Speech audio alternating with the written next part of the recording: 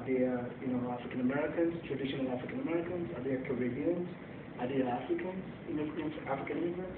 Because then, even though we are all within the black demographics, but then it opens up a new possibilities. What are the challenges that these, African immigrants, they are a significant portion of it. What are the challenges that they are going to be facing when they come to Montgomery County? If they're Caribbean immigrants, what are the challenges that they're going to be facing? The African American immigrants, what are the things? And as I say, I'm kind of a policy kind of guy. So well, how do we prepare for this? Because if not, then the ones that are here already, we're already going through difficulty. So how do we prepare for the increase in numbers? And I'll say, I think I probably focus more on the numbers, that's what I wanted to, because that's what I've been saying, I've been reading, I've been focusing on more. And so when this came out to me, it was like a aha moment. Okay, I saw this and I see that. But as I say, there are things that really cut across all that we do. And I think Roberto said it well, which is, we can find where our issues dissect. That's right. So immigration goes, beyond the white, beyond the Latino, beyond the black. And in fact, I've met white folks, Europeans that are, and profiling goes beyond just the black, the black folks. Of course. Let me get you in.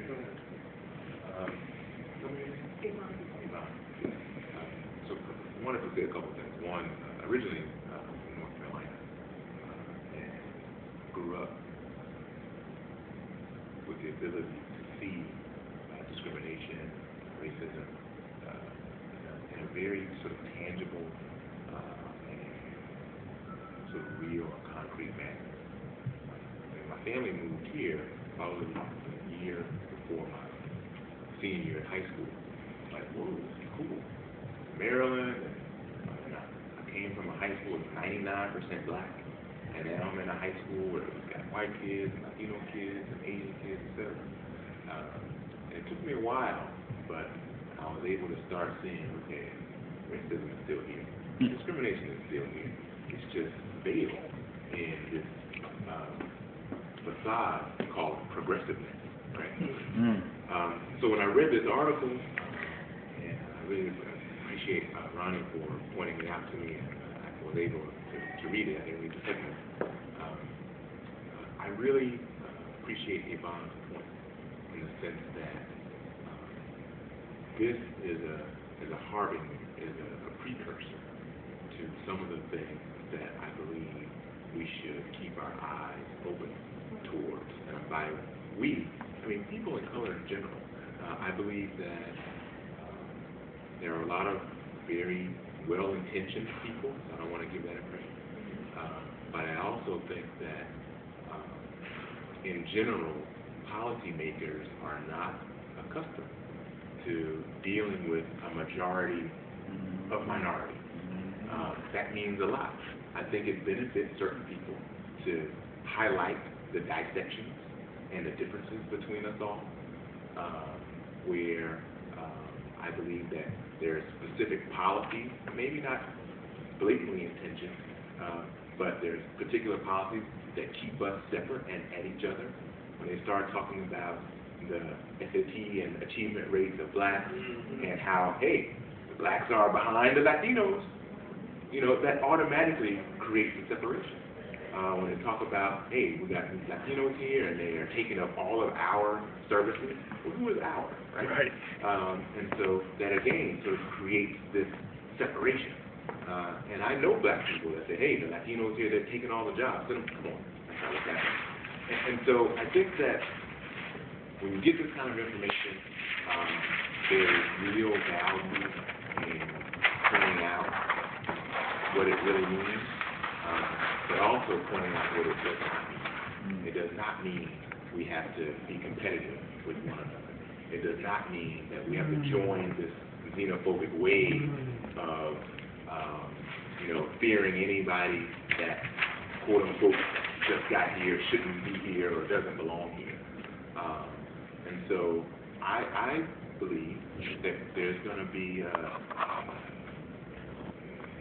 redoubled efforts at immigration law, redoubled efforts at looking at, okay, who has access to Montgomery County Public Schools, where are they coming from, how long have they been here, were their parents born here, more emphasis on whose role is it to control immigration, when immigration is not really the issue, I don't think. And so I find it fascinating, and so from a numerical perspective, I think it's really cool data, but I think people are going to do something with it. And I think that we have to really think about, what that response is going to be. Well, I'm glad you said that, because the main thing I think of is how it can be used by different people. Yeah. Who may even start off with good intentions, but that, to a certain extent, when you that article puts people in boxes, and in a sense, it puts people in boxes that are way too big.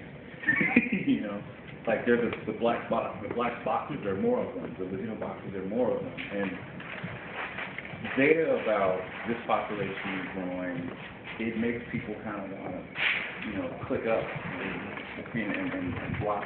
And I think it feeds the worst things about people. Like I moved here I'm from Texas, but I moved here from Brooklyn. I spent a long time working with politicians in Brooklyn as the Caribbean population began to outnumber the African American population. And there was no working together. Like those two communities attacked each other on such a regular basis. And both were wrong. Like the African Americans and social Caribbean people were using the same ethnic slurs at the time as Jews were using. And the Caribbean folks were like, they were, this data, usually you censor data, well, we have more money than you guys, so we're doing better than y'all, so screw you, from my language.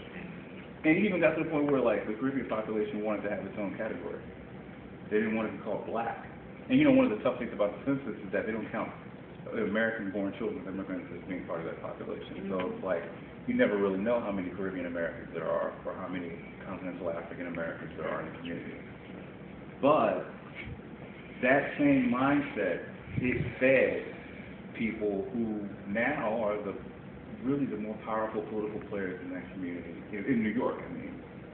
And they don't think about working together across lines to help people achieve. They think about, you know what, I have to have my Jamaican, Haitian, Trini fortress. I have to have my African American fortress. I have to have the last remnants of white people fortress, and then the new urbanite white people fortress. And there's nothing in there that talks about how you break down those walls, because it seems like all these communities always have all the white folks leaving.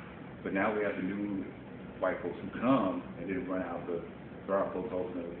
And there's no one who ever sits and thinks about how do we create a space where we're all dealing with each other. Like that article is all about me versus you. Exactly.